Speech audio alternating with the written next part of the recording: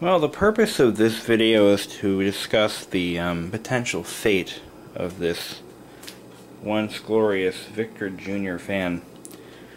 There were two things obviously wrong with it when I got it, as you'll see in my previous video. Someone had left it outside for a many number of years, God only knows how long, or it sat in a damp basement for too long. The fan is completely seized up. Absolutely frozen solid. I'll show you how frozen. These are vice grips. They are firmly clamped to the shaft, and without a tripod it's kind of hard to do this, but I'll just show you here. I'll put it on the counter. Now I'm going to hold the fan firmly with my hand, and you can clearly see this motor isn't budging at all, and I'm giving it all I got. So,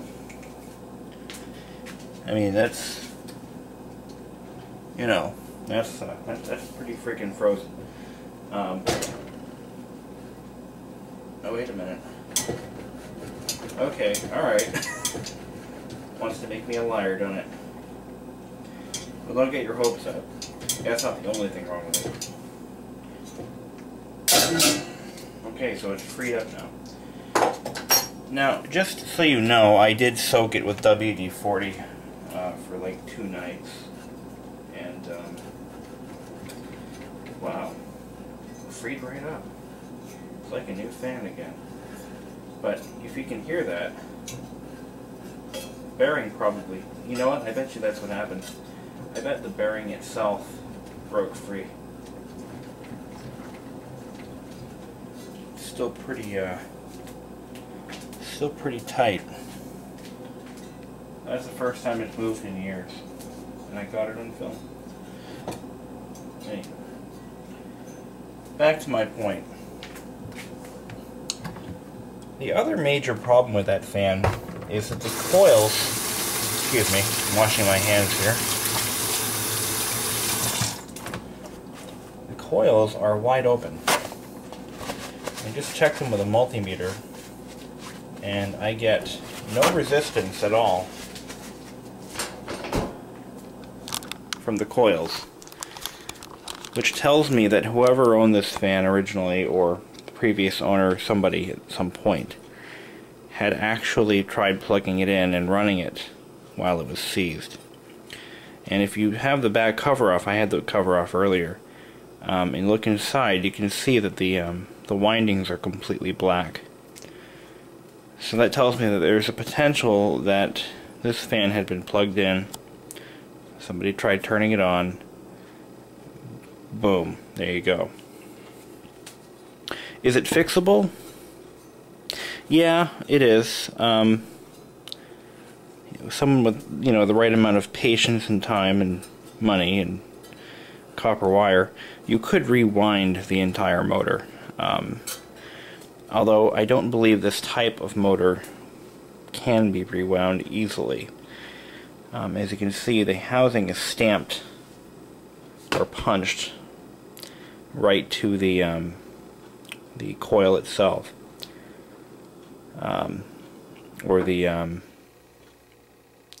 I'm not good with motor terminology, I'm sorry. I know what I'm talking about, but I can't think of the term for it. But there's an insert inside this motor where the coils are wrapped around, and it's punched, so you'd have to drill out the punch holes.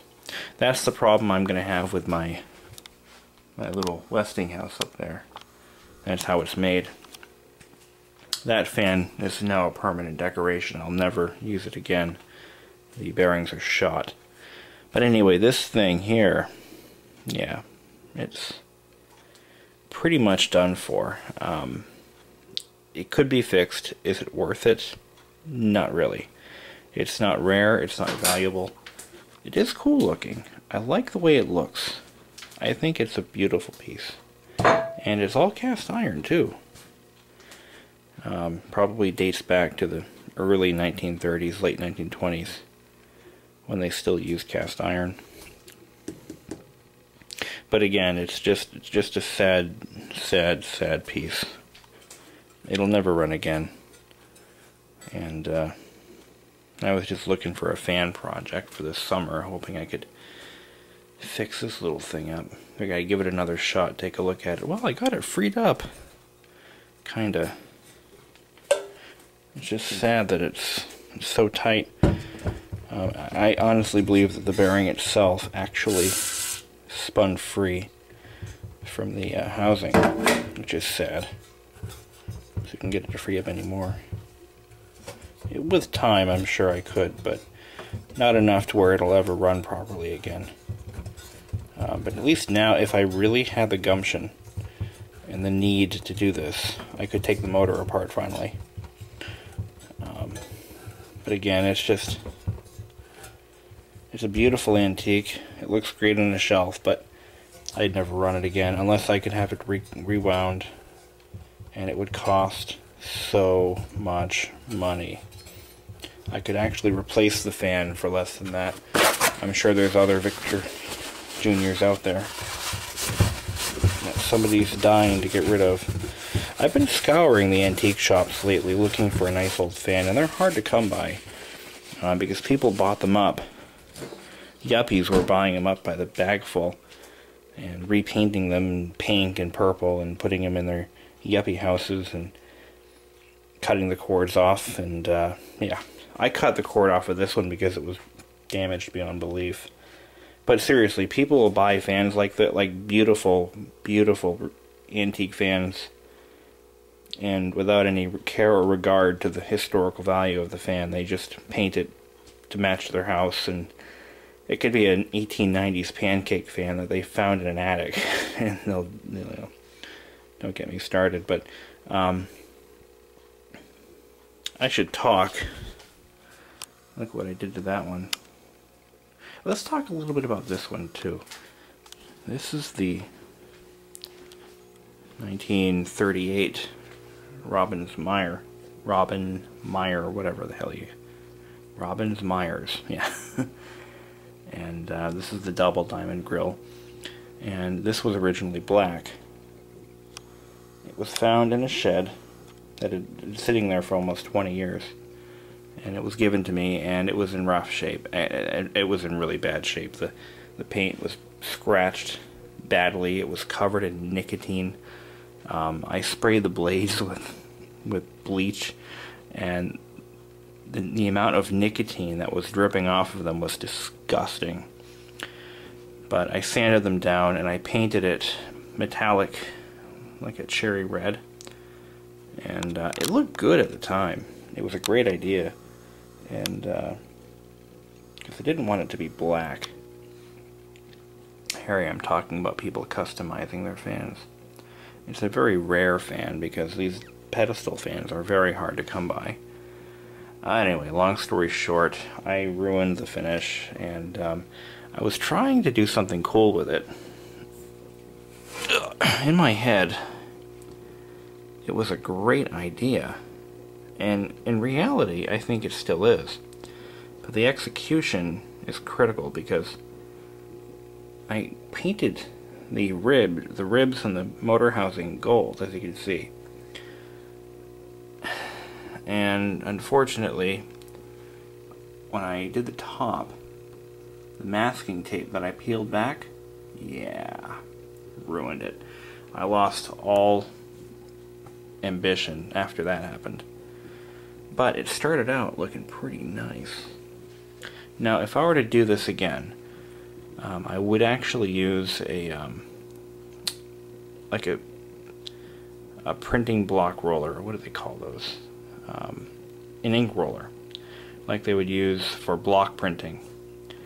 And like I had an art class in 8th grade, and I would have gone over it with gold paint, the correct gold paint that wouldn't have ruined the paint underneath, and I would have just rolled over it, and so you see the other side looks like.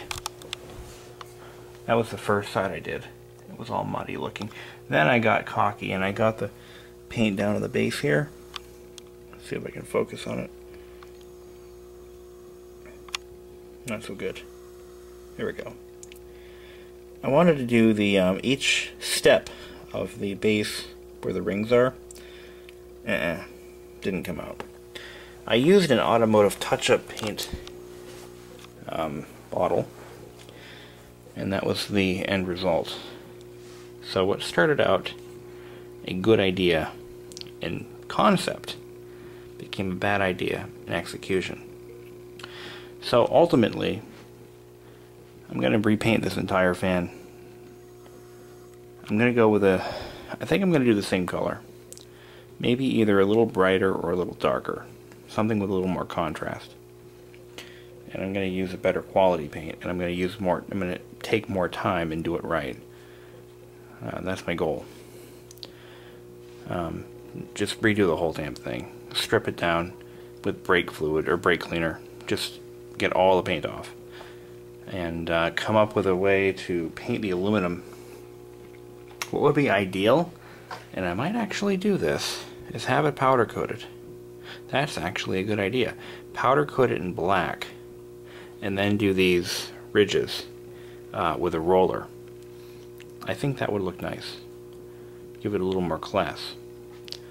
And I would have the grill probably dipped to strip all of the corrosion off, like use some kind of electrolysis technique. Maybe I could do something on my own. Actually, that wouldn't be bad. I could dip it in a tank of sodium and do some electrolysis with like low voltage, 30 volts or something like that, 12 volts.